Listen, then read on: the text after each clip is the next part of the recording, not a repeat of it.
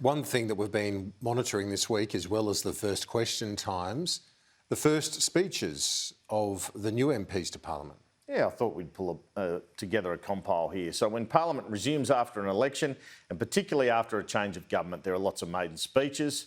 And this time around, more from the crossbench than we're used to.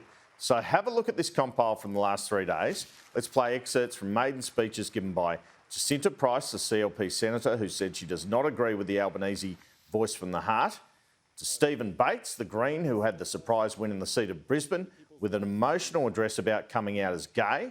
An interesting moment on a day when we know 7 Manly players are boycotting an NRL game tonight because of the wearing of a Pride jersey. And here is a few teal independents and emotional speeches by new Labor members Sally Situ and Fatima Payman in between. The class of 2022 so far. And no, Prime Minister, we don't need another handout as you have described the Uluru Statement to be. No, we Indigenous Australians have not come to agreement on this statement, as also what you have claimed. It would be far more dignifying if we were recognised and respected as individuals in our own right who are not simply defined by our racial heritage but by the content of our character. Yeah. We find ourselves paving the annals of history, taking part in a parliament that is starting to reflect true diversity of our community, the true Australia we know it to be. Who would have thought that a young woman born in Afghanistan and the daughter of a refugee would be standing in this chamber today?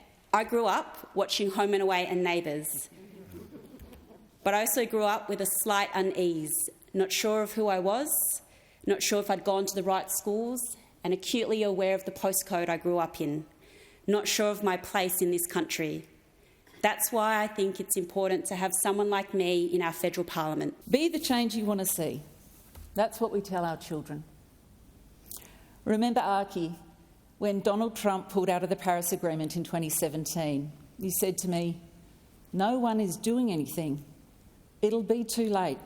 I remember saying, "I can't do anything about that." Well, now is my chance.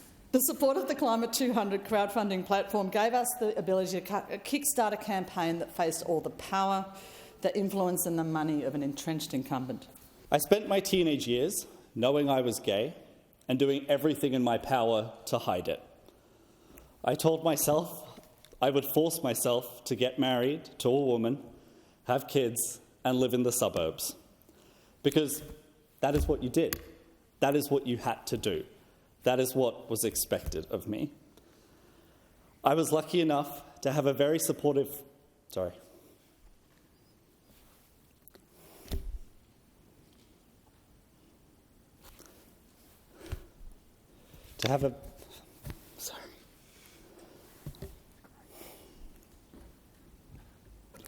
have a very supportive family to come out to. There's some powerful moments there in those first speeches. Andrew Clennell, thank you for that.